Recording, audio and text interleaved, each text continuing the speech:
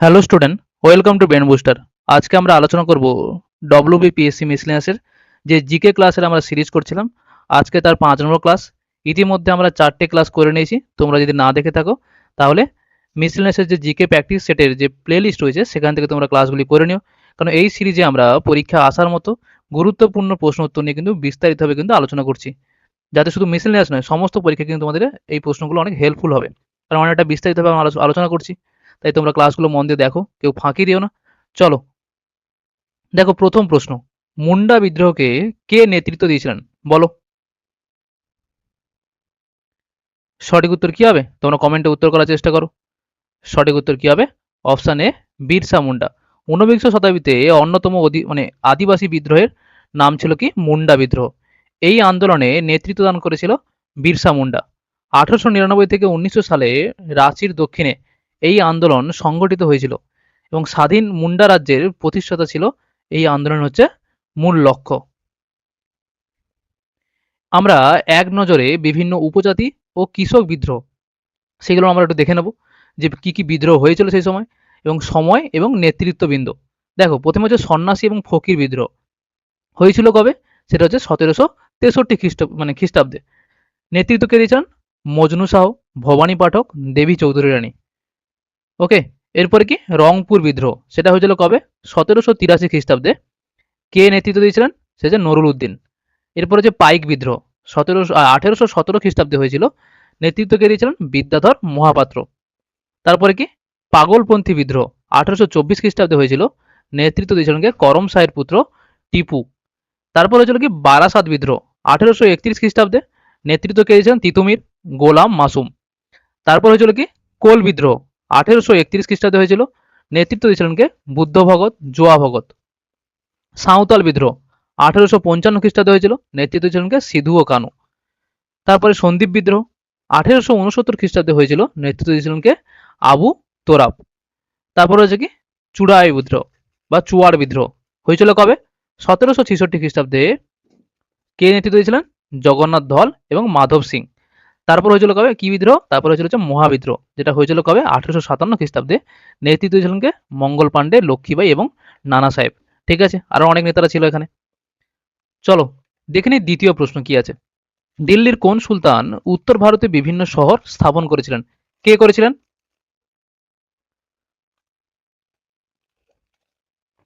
সঠিক উত্তর কি হবে? Option C, Firoz Shah Tughlaq. ফিরোজ শাহ তুগলক উত্তর ভারতে বেশ কিছু শহর কিন্তু নির্মাণ করেছিলেন। 1354 সালে তিনি নির্মাণ করেছিলেন কি ফিরোজাবাদ, এই শহরটি। এছাড়া উত্তরপ্রদেশের জৌনপুর, ফতেহাবাদ, হিসার, ফিরোজপুর প্রভৃতি শহরও তিনি কিন্তু নির্মাণ করেছিলেন।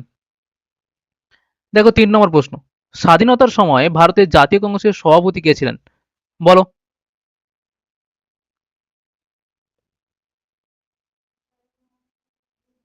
সঠিক উত্তর কি হবে? Option A, J B Kripalani. J B Kripalani ভারতের স্বাধীনতার সময় কংগ্রেসের সভাপতি ছিলেন। তিনি দীর্ঘদিন জাতীয় কংগ্রেসের সঙ্গে যুক্ত ছিলেন। গান্ধীজির লবণ সত্যাগ্রহে তিনি অংশগ্রহণ করেছিলেন। 1946-47 সালে ভারতের অন্তর্বর্তীকালীন যে সরকারের তিনি সদস্য ছিলেন এবং সভাপতি থাকাকালীন তিনি আবুল হামিস ও শরৎ বসুর সংযুক্ত বাংলার যে প্রস্তাব সেটা তিনি প্রত্যাখ্যান এবং বাংলা পাঞ্জাবের বিভাজনকে তিনি সায় দিয়েছিলেন। ভারতের জাতীয় কংগ্রেসের গুরুত্বপূর্ণ অধিবেশনের তালিকা কত সালে হয়েছিল, তাদের স্থানগুলো কোথায় এবং সভাপতি পরীক্ষায় বারবার আসে। যেমন প্রথম অধিবেশন 1885 খ্রিস্টাব্দে কোথায় হয়েছিল? বোম্বেতে। সভাপতি কে ছিলেন? উমেশ চন্দ্র ব্যানার্জি, যেটা পরীক্ষা বারবার আসে, ডব্লিউ সি ব্যানার্জি। তার পরের বছর 1886 সালে হয়েছিল কোথায়? কি কলকাতায়। কে নেতৃত্ব দিয়েছিলেন? দাদাভাই নৌরোজি। 1905 সালে, যেগুলো গুরুত্বপূর্ণ আর কি, কোথায় হয়েছিল? বেনারসে। কে নেতৃত্ব দিয়েছিলেন বা সভাপতিত্ব কে করেছিলেন? তিনি হচ্ছেন কে? গোপাল কৃষ্ণ গোখলে। 1906 সালে, খুব গুরুত্বপূর্ণ এটা, কলকাতা অধিবেশন কলকাতায় হয়েছিল। ঠিক আছে। কে সভাপতি ছিলেন? হচ্ছে দাদাভাই নৌরোজি। 1907 সালে সুরাট অধিবেশন, যেখানে কংগ্রেসের চরমপন্থী ও নরমপন্থী কিন্তু বিভাজন হয়েছিল। তখন সেই অধিবেশনে সভাপতিত্ব কে করেছিলেন? রাসবিহারী ঘোষ। 1928 সালে কলকাতা অধিবেশন, নেতৃত্ব দিয়েছিলেন কে? মতিলাল নেহেরু। 1929 সালে লাহোর অধিবেশন, যেখানে হয়েছিল, নেতৃত্ব কে দিয়েছিলেন? সেটা হচ্ছে জওহরলাল নেহেরু। এবং 1930 সালে কিন্তু লাহোরে এটাও তিনি তিনি বলতে জওহরলাল নেহেরু কিন্তু এর সভাপতিত্ব করেছিলেন। 1934 সালে বোম্বাইতে রমেশ প্রসাদ, এবং 1938 সালে হরিপুরাতে এবং 1939 সালে হচ্ছে ত্রিপুরীতে। এই দুইবার কিন্তু কংগ্রেসের সভাপতি কে হয়েছিলেন? সুভাষচন্দ্র বসু। 1940 সালে কি? রামগড়, সেখানে কে নেতৃত্ব দিয়েছিলেন? আবুল কালাম আজাদ। ঠিক আছে। 1946 সালে মিরাটে কে নেতৃত্ব দিয়েছিলেন? জেবি কৃপালিনী। এবং 1947 সালে দিল্লিতে যে অধিবেশনটা হয়েছিল কংগ্রেসের, সেখানে নেতৃত্ব দিয়েছিলেন কে? রাজেন্দ্র প্রসাদ। তোমরা কমেন্টে জানাবে, কি জানাবে? যে গান্ধীজি গান্ধীজি কত সালে কোথায়, অর্থাৎ গান্ধীজি কত সালে এবং কোথায় তিনি সভাপতি হয়েছিলেন কংগ্রেসের, এটা তোমরা কমেন্টে জানাবে। চলো দেখো 4 নম্বর প্রশ্ন। ভারতের জাতীয় বাহিনী অর্থাৎ আইএনএ, ইন্ডিয়ান ন্যাশনাল আর্মি, এর প্রতিষ্ঠাতা অধিনায়ক কে ছিলেন? মানে প্রতিষ্ঠার সময় অধিনায়ক কে ছিলেন? বলো, বলো সঠিক উত্তর কি হবে? সঠিক উত্তর কি হবে? Option C, captain Mohan Singh. Captain মোহন সিংকে ইন্ডিয়ান ন্যাশনাল আর্মি বা আইএনএ এর প্রতিষ্ঠাতা হিসেবে কিন্তু গণ্য করা হয়। দক্ষিণ পূর্ব এশিয়াতে দ্বিতীয় বিশ্বযুদ্ধের সময় এই বাহিনী কিন্তু তৈরি করা হয়েছিল। তৈরি করেছিলেন কে? রাসবিহারীর সহযোগিতায় কিন্তু তৈরি হয়েছিল। তখন অধিনায়ক বা ক্যাপ্টেন ছিলেন কে? মোহন সিং ছিলেন। পরবর্তীকালে যখন নেতাজি সুভাষচন্দ্র বসু সেখানে পৌঁছলেন, তখন কিন্তু সমস্ত দায়িত্বভার নেতাজির হাতে কিন্তু তুলে দিলেন কে? রাসবিহারী বসু। ঠিক আছে। তারপর বিভিন্ন ব্রিগেড তৈরি হলো ভাগ ভাগ করে, নারীদের নিয়ে ঝাঁসি রানী ব্রিগেড, আরো অনেক ব্রিগেড তৈরি হয়েছে পরবর্তীকালে। চলো দেখো 5 নম্বর প্রশ্ন। কোন সাম্রাজ্যের শাসনকালে গান্ধার শিল্প বিকশিত হয়েছিল? বলো। খুব গুরুত্বপূর্ণ প্রশ্ন, পরীক্ষায় আসে এটা। সঠিক উত্তর কি হবে? অপশন বি, কুষাণ যুগে। কুষাণ বংশের রাজত্বকালে গান্ধার শিল্প কিন্তু বিকশিত হয়েছিল। পঞ্চম শতাব্দীতে শ্বেত হুনদের ভারত আক্রমণের পর ক্রমশ এই শিল্প কিন্তু বিলুপ্ত হতে শুরু করে। দেখো 6 নম্বর প্রশ্ন। কোন সৌধের রং হচ্ছে গোলাপি? এই প্রশ্নটা পরীক্ষায় এসেছিল বিবেসারে, কোন একটা পরীক্ষায়। বলো। সঠিক উত্তর কি হবে? অপশন এ, হাওয়া মহল। রাজস্থানের জয়পুরে অবস্থিত হাওয়া মহলের রং কিন্তু গোলাপি। জয়পুরের অন্যান্য স্থাপত্যের সঙ্গে সামঞ্জস্য রাখতে লাল এবং গোলাপি বেলে পাথর দিয়ে কিন্তু এই হাওয়া মহল কিন্তু নির্মিত হয়েছে। 1799 খ্রিস্টাব্দে সোয়াই প্রতাপ সিং এটি কিন্তু নির্মাণ করেছিলেন, অর্থাৎ কি হাওয়া মহলটি। দেখো 7 নম্বর প্রশ্ন। ডান্ডি অভিযানের জন্য গান্ধীজি কতজন অনুগামীকে নিয়ে তিনি ডান্ডির অভিমুখে রওনা দিয়েছিলেন? খুব গুরুত্বপূর্ণ প্রশ্ন এটা। বলো। সঠিক উত্তর কি হবে? সঠিক উত্তর কি হবে? অপশন ডি, 78 জন। 1930 খ্রিস্টাব্দে 12ই মার্চ গান্ধীজি সবরমতী আশ্রম থেকে 78 জন অনুগামীকে নিয়ে সমুদ্রের ধার দিয়ে 200 মাইল হেঁটে গুজরাটের ডান্ডি অভিমুখে কিন্তু অগ্রসর হন। এই অভিযান ডান্ডি অভিযান নামে কিন্তু পরিচিত। এই অভিযান আইন অমান্য আন্দোলনের প্রতীক হিসেবে কাজ করেছিল। 6 এপ্রিল গান্ধীজি ডান্ডিতে সমুদ্র থেকে জল তুলে লবণ তৈরি করে তিনি সরকারি আইন যে ছিল সেটা কিন্তু তিনি ভঙ্গ করেন। ঠিক আছে। এক নজরে আমরা দেখে নিই যে ডান্ডি অভিযান সম্পর্কে। সূচনা কবে হয়েছিল? 1930 সালে হচ্ছে 12ই মার্চ। কারণ কি ছিল? আইন অমান্য আন্দোলনের সূচনা। সূচনাকালীন যে সত্যাগ্রহীর সংখ্যা কত ছিল? গান্ধীজি সহ 78 জন। পরীক্ষায় এসেছিল এটা, এই প্রশ্নটা। যাত্রাপথের দূরত্ব এটাও কিন্তু পরীক্ষায় এসেছিল, কত? 240 মাইল। ঠিক আছে। যাত্রাপথে মানে যাত্রা শেষ হয়েছিল কবে? এই আইনটা ভঙ্গ করে শেষ হয়েছিল কবে? 1930 খ্রিস্টাব্দে 5ই এপ্রিল। মোট সময় কদিন লেগেছিল? 24 দিন। লবণ আইন ভঙ্গ কবে হয়েছিল? 1930 সালে 6 এপ্রিল। ওকে। দেখো 8 নম্বর প্রশ্ন। কলকাতা মেডিকেল কলেজ কে প্রতিষ্ঠা করেছেন? বলো। একবারে সহজ প্রশ্ন এটা। সঠিক উত্তর কি হবে? Option C, Lord William Bentinck. 1835 খ্রিস্টাব্দে Lord William Bentinck Kolkata medical college কিন্তু তিনি প্রতিষ্ঠা করেছিলেন। 9 নম্বর প্রশ্ন। কোন ভারতীয় রাজ্য আয়তন এবং জনসংখ্যার নিরিখে একই স্থানে রয়েছে? বলো। তোমরা কমেন্টে জানাও সঠিক উত্তর কি হবে?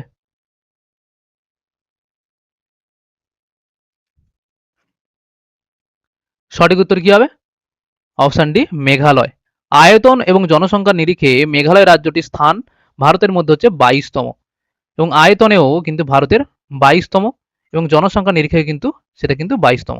ঠিক আছে, এটা জেনে রাখো, খুব গুরুত্বপূর্ণ এটা।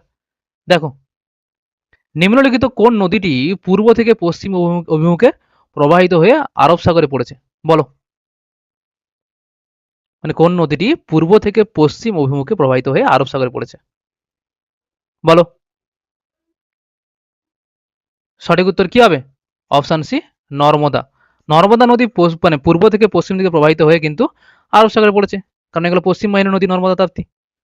দেখো 11 নম্বর প্রশ্ন, জনসংখ্যার হিসেবে পৃথিবীতে ভারতের স্থান দ্বিতীয়, কিন্তু আয়তনের হিসেবে পৃথিবীতে ভারতের স্থান কত? বলো, তোমরা কমেন্টে উত্তর করে জানো।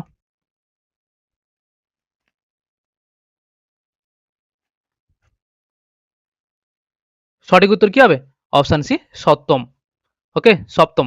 জনসংখ্যা হিসেবে পৃথিবীতে ভারতের স্থান চীনের পরেই কিন্তু দ্বিতীয় স্থানে, কিন্তু আয়তনের নিরিখে বিশ্বে ভারতের স্থান কিন্তু 7 নম্বর স্থানে কিন্তু ভারত রয়েছে। তাহলে প্রথম স্থানে কে রয়েছে? প্রথম স্থানে রয়েছে রাশিয়া, তারপরে কানাডা, তারপরে আমেরিকা, তারপরে চীন, তারপরে ব্রাজিল, তারপরে অস্ট্রেলিয়া, তারপরে ভারত। ভারতের পরে কে রয়েছে? আর্জেন্টিনা, তারপরে কাজাখস্তান, তারপরে আলজেরিয়া। ভারত পর্যন্ত এই 7টা দেশ জানলেই হবে। অনেক সময় কিন্তু এই সিকোয়েন্সটা কিন্তু আসে পরীক্ষায়। ঠিক আছে? দেখো পরের প্রশ্ন, দেখো 12 নম্বর প্রশ্ন, মোট ভৌগোলিক আয়তনের নিরিখে মোট বনভূমির পরিমাণ বেশি কোন রাজ্যে? বলো।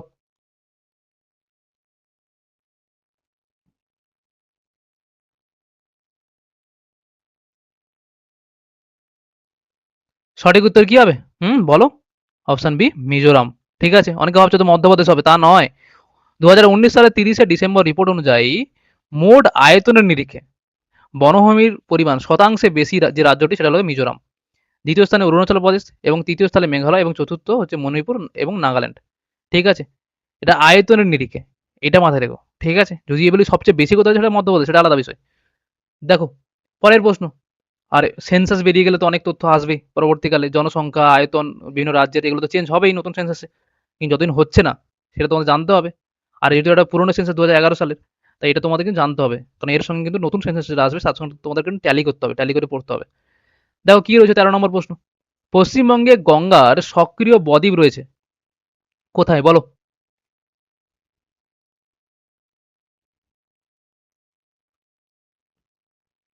সঠিক উত্তর কি হবে? অপশানে নদিয়া, কলকাতা, হুগলি, উত্তর চব্বিশ পরগনা ও হাওড়াতে। ঠিক আছে, নদিয়া, মুর্শিদাবাদ, হুগলি, হাওড়া, কলকাতা, উত্তর চব্বিশ পরগনা এবং উত্তরাংশে গাঙ্গেয় বদ্বীপের কিন্তু অন্তর্গত। গঙ্গা নদী পশ্চিমবঙ্গের এই বিস্তীর্ণ অঞ্চল দিয়ে কিন্তু প্রবাহিত হয়েছে। বুঝতে পেরেছো? চলো দেখো 14 নম্বর প্রশ্ন, জনসংখ্যার লভ্যাংশ বলতে বোঝায় কি? বোঝায় বলো।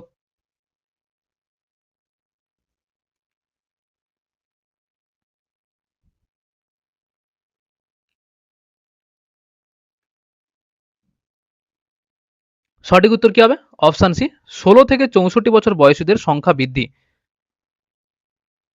ইউনাইটেড নেশন পপুলেশন ফান্ড এর মত অনুযায়ী অর্থনৈতিক উন্নতি নির্ভর করে বয়সের ভিত্তিতে জনসংখ্যা বিন্যাসের সাহায্যে।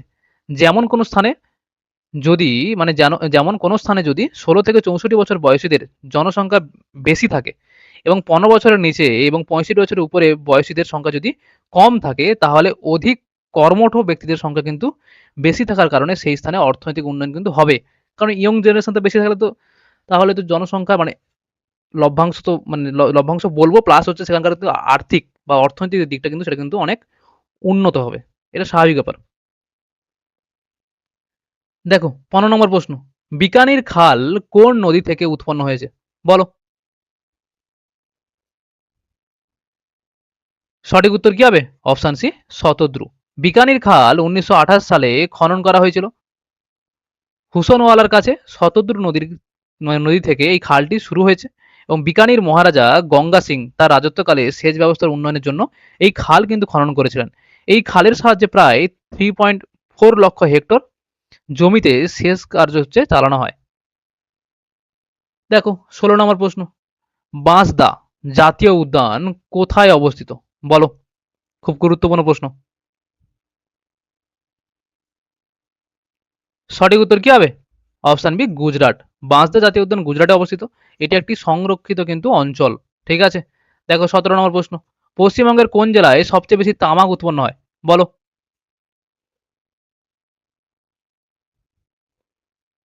পরীক্ষায় এসেছে এটা, ম্যাক্সিমাম যেসব প্রশ্নগুলো করা আছে সেগুলো তো প্রিভিয়াস ইয়ারের পরীক্ষায় এসেছে।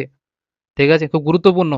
আর ডিটেলসে পড়ছি তার কারণ কি, ওই প্রশ্ন সম্বন্ধে আর যে এক্সট্রা তথ্যগুলো যেগুলো ওই প্রশ্নটা না আসে, এক্সট্রা তথ্য থেকেও তো প্রশ্ন আসতে পারে পরীক্ষায়।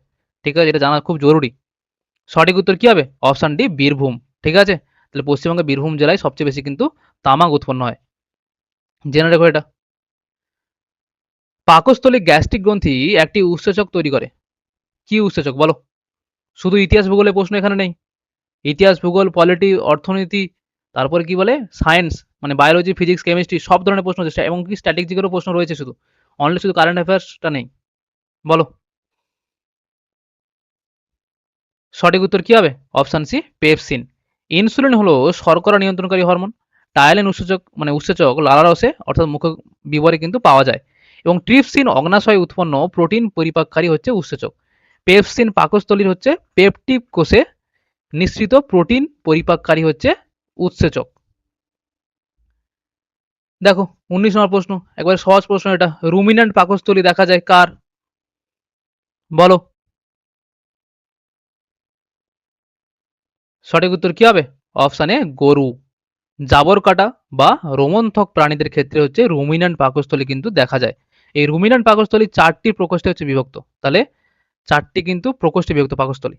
যা যথা কি বুরেন, রেটিকুলাম, ওমাসাস ওমাসাম আর হচ্ছে অ্যাবোমাসাম।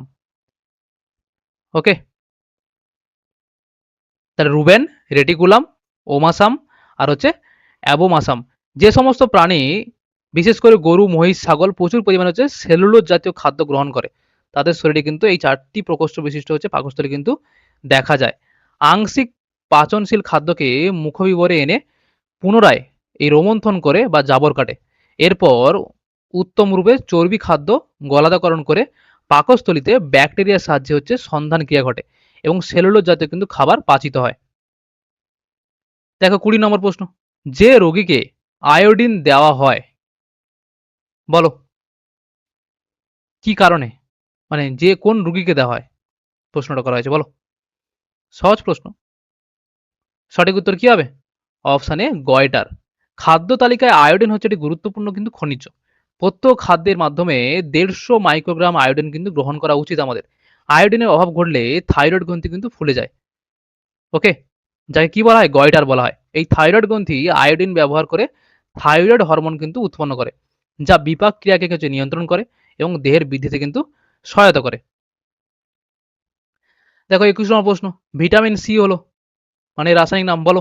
একবারে সহজ প্রশ্ন এটা, পরীক্ষা বারবার আসে এই প্রশ্নগুলো। ভিটামিন সি, ভিটামিন ডি এবং ভিটামিনের কোন ভিটামিনের অভাবে কি রোগ হয় আর কি, আমি আগের ক্লাসেই করেছি। দেখো সঠিক উত্তর কি হবে? Option C ascorbic acid. Tocopherol হলো ভিটামিন ইর রাসায়নিক নাম। সায়ানাকোবালামিন হলো হচ্ছে ভিটামিন বি 12 এর হচ্ছে রাসায়নিক নাম। থিয়ামিন হলো ভিটামিন বি, বি 1 হবে, ঠিক আছে, বি 1 এর হচ্ছে রাসায়নিক নাম। দেখো 22 নম্বর প্রশ্ন, শরীরের মধ্যে ঘটে চলা জৈব রাসায়নিক প্রক্রিয়া পরিচিত কি নামে বলো।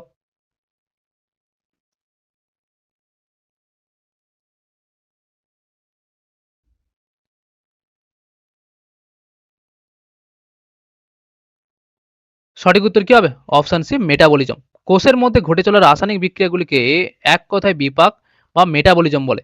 সজীব কোষে সংঘটিত গঠনমূলক এবং ভাঙ্গনমূলক রাসায়নিক পরিবর্তনগুলিকে যথাক্রমে কি বলা হয়? অ্যানাবলিজম কিন্তু, অর্থাৎ উপস্থিতি বিপাক বা গঠনমূলক বিপাক, এবং ক্যাটাবলিজম যেটা হচ্ছে অপরিচিত বিপাক বিপাক বা ভাঙ্গনমূলক বিপাক কিন্তু বলা হয়। এই অ্যানাবলিজম এবং ক্যাটাবলিজমকে একত্রে কি বলা হয়? মেটাবলিজম।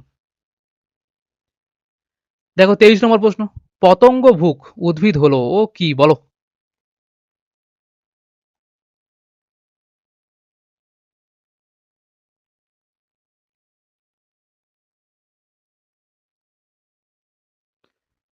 সঠিক উত্তর কি হবে? অপশন ডি হচ্ছে পিচার প্ল্যান্ট। গলঞ্চ, নয়নতারা, বাসক প্রত্যেকে কিন্তু স্বভোজী, ঠিক আছে। যে গুলঞ্চ, নয়নতারা এবং বাসক প্রত্যেকেই হচ্ছে স্বভোজী এবং এরা নিজেরা নিজেদের কিন্তু খাদ্য প্রস্তুত করে সালোকসংশ্লেষ প্রক্রিয়ায় নিজেকে সহায়তা করে, ঠিক আছে। পিচার প্ল্যান্ট বা কলসপত্রী উদ্ভিদ ও কিন্তু স্বভোজী, কিন্তু দেহে নাইট্রোজেন ঘটিত প্রোটিন খাদ্যের জন্য পতঙ্গদের দেহ থেকে কিন্তু পুষ্টিরস শোষণ করে পুষ্টি সম্পন্ন করে, ঠিক আছে। কোলেস্টেরল হচ্ছে একটি কি বলো।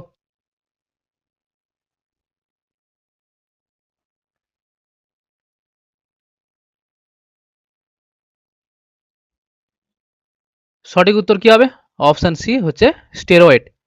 কোলেস্টেরল হলো স্টেরয়েডের একটি গুরুত্বপূর্ণ হচ্ছে কাঁচামাল। আমাদের শরীর যে স্টেরয়েডটি সবচেয়ে বেশি পরিমাণে পাওয়া যায় তা হলো কি কোলেস্টেরল।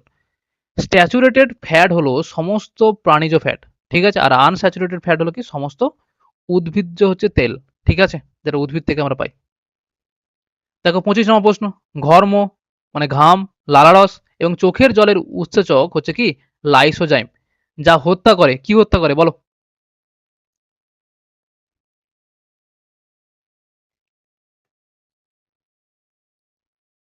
সঠিক উত্তর কি হবে? Option C bacteria. লাইসোজোম উৎসেচক হলো একটি গ্লাইকোসাইড হাইড্রোলেজ প্রকৃতির হচ্ছে উৎসেচক, যা আর্দ্র বিশ্লেষণের মাধ্যমে হচ্ছে পেপটাইডো গ্লাইকোক্যানকে ভেঙে দেয়। এবং পেপটাইডো গ্লাইকোক্যান হলো ব্যাকটেরিয়া কোষ প্রাচীরের একটি মুখ্য রাসায়নিক কিন্তু উপাদান, এবং ব্যাকটেরিয়া কোষ প্রাচীরের ভাঙন শুরু করে। ব্যাকটেরিয়া কি করে? কোষ প্রাচীর ভাঙন শুরু করে। এবং আদ্য প্রাণী ও ভাইরাসে কিন্তু কোনো কোষ প্রাচীর কিন্তু থাকে না। দেখো পরের প্রশ্ন, 26 নম্বর প্রশ্ন, সমতল দর্পণে গঠিত প্রতিবিম্বের বস্তুর সাপেক্ষে পাশাপাশি উল্টে যাওয়ার ঘটনাকে কি বলে বলো?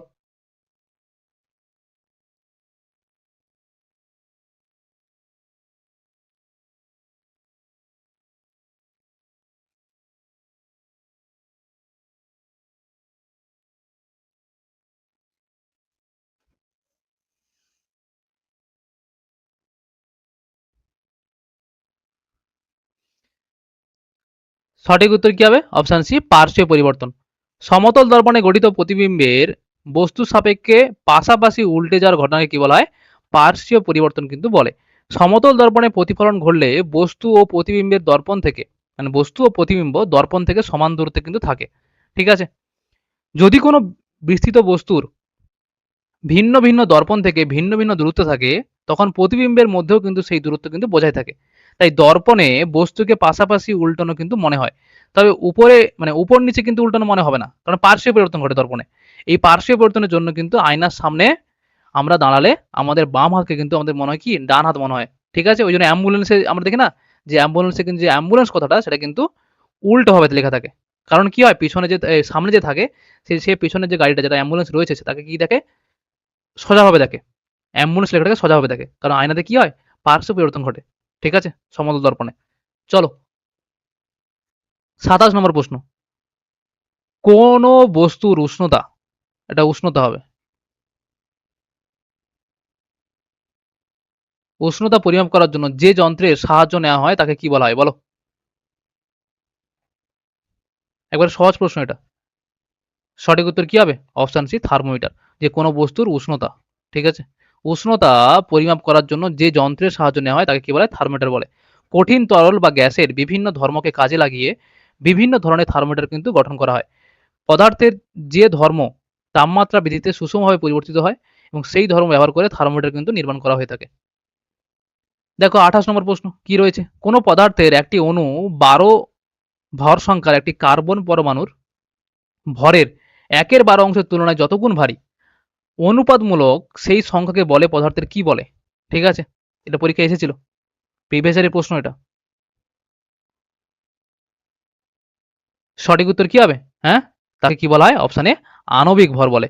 যে কোনো পদার্থের একটি অণু ১২ ভর সংখ্যার একটি কার্বন পরমাণু ভরের ১/১২ অংশের তুলনায় যত গুণ ভারী। ঠিক আছে? এই অনুপাতমূলক সেই সংখ্যাকে পদার্থের হচ্ছে কি বলে? আণবিক ভর বলে। ঠিক আছে? তাহলে আণবিক পদার্থের আণবিক ভরের যে ফর্মুলা সেটা কি? যে পদার্থের একটি অণুর ভর আর একটি যে কার্বন পরমাণু, ঠিক আছে? তার ভরের হচ্ছে ১/১২ অংশ। এটা ১/১২ অংশ। ঠিক আছে? বুঝতে পেরেছ? এটাই। আণবিক ভর একটি তুলনামূলক সংখ্যা হওয়ায় এর কোনো কিন্তু একক নেই। তবে বর্তমানে পারমাণবিক ভরের মতো আণবিক ভরকেও কিন্তু পারমাণবিক ভর একক বা আমরা কি বলি? হচ্ছে অ্যাটমিক মাস ইউনিট AMU দ্বারা কিন্তু প্রকাশ করা হয়। ওকে? 1 AMU এর মান কত? যে 1.6603 × 10⁻24 গ্রাম। বুঝতে পেরেছ? কোন পদার্থের অণুতে উপস্থিত পরমাণুগুলির মোট পারমাণবিক ভরের যোগফল হলো কি? পদার্থের হচ্ছে আণবিক ভর। বুঝতে পেরেছ? যেমন হচ্ছে কার্বন, ধরো কার্বন ডাই অক্সাইড CO2, এর আণবিক ভর আমরা কিভাবে করব? কার্বনের পারমাণবিক সংখ্যা কত? 12 আর অক্সিজেন কত? 16। তাই CO2 রয়েছে, তাহলে 16 × 2 তাহলে কত হলো? 32 আর 12 যোগ করলে কত হবে? 44 হবে। ঠিক আছে? H2O এর আণবিক ভর কত হবে? বলো। তাহলে H এর হচ্ছে 1, যে 2 রয়েছে তাহলে H 1 × 2 প্লাস হচ্ছে অক্সিজেন হচ্ছে 16, ঠিক আছে? তাহলে কত হলো? 2 আর 16 যোগ করলে 18 হবে, ঠিক আছে? এভাবে কিন্তু আমরা বের করি। এটা জেনে রেখো। সম্ভবত আমি করিয়েছি মনে হয় ফিজিক্স ক্লাসে, আবার করিয়ে দেবো আমি। যদি কোনো গতিশীল বস্তু সমান সময়ের ব্যবধানে সর্বদা সমান দূরত্ব অতিক্রম করে, তখন সেই বস্তুর দ্রুতিকে বলে, কি বলে বলো? বলো কি বলে বলো? সঠিক উত্তর কি হবে? অপশান সি, সমদ্রুতি। যে কোনো গতিশীল বস্তু সমান সময়ের ব্যবধানে সর্বদা সমান দূরত্ব অতিক্রম করে, তখন সেই বস্তুর দ্রুতিকে সমদ্রুতি বলে। যেমন কি কোনো সাইকেল আরোহী প্রতি 2 ঘন্টায় 40 কিমি পথ অতিক্রম করে, তাহলে সাইকেলের গতিকে সমদ্রুতি সম্পন্ন বলে। দেখো 30 নম্বর প্রশ্ন এবং আজকের ক্লাসের শেষ প্রশ্ন। আইইউপিএসি পদ্ধতিতে নিষ্ক্রিয় মৌল কাদের বলে? মানে কোন গ্রুপকে বলো? খুব গুরুত্বপূর্ণ প্রশ্ন এটা। সঠিক উত্তর কি হবে? Option D, group number 18। ঠিক আছে, আইইউপিএসি পদ্ধতিতে গ্রুপ 18 এর মৌলগুলো কিন্তু নিষ্ক্রিয় মৌল বলে। কোনগুলো? সেই মৌলগুলি কোনগুলো? হিলিয়াম, নিয়ন, আর্গন, ক্রিপ্টন, জেনন এবং রেডন, এগুলো। ঠিক আছে, খুব গুরুত্বপূর্ণ, এগুলো জেনে রেখো। এই ছিল হচ্ছে আজকের ক্লাসটি। তোমরা ক্লাসটি ভালো লাগলে অবশ্যই এটা লাইক করবে এবং চ্যানেলে নতুন হলে অবশ্যই সবাই সাবস্ক্রাইব করে রেখো এবং ভিডিওটি বন্ধুদের সাথে শেয়ার করে দাও যাতে সবার হেল্পফুল হয়। ঠিক আছে, এইভাবে নতুন নতুন ক্লাস কিন্তু আমাদের চ্যানেলে কিন্তু করাবো ফ্রিতে, ফ্রি অফ কস্টে, নো কস্টে, নো মানে অনলাইন কোনো কোচিংয়ের মাধ্যমে ফ্রি অফ কস্টে আমরা করাচ্ছি। তাই তোমরা আমাদের সঙ্গে জুড়ে থাকো, সবাই ভালো থেকো, মন দিয়ে পড়াশোনা করো, ফাঁকি দিও না, নেগেটিভিটি মাথার মধ্যে রেখো না। ঠিক আছে, প্ল্যান এ না থাকলে প্ল্যান বি কে সঙ্গে নাও, কিন্তু কোনো নেগেটিভিটি না নিয়ে পড়াশোনাটা চালিয়ে যাও। ওকে, সবাই ভালো থেকো, মন দিয়ে পড়াশোনা করো, দেখা হবে পরের ভিডিওতে। চলো।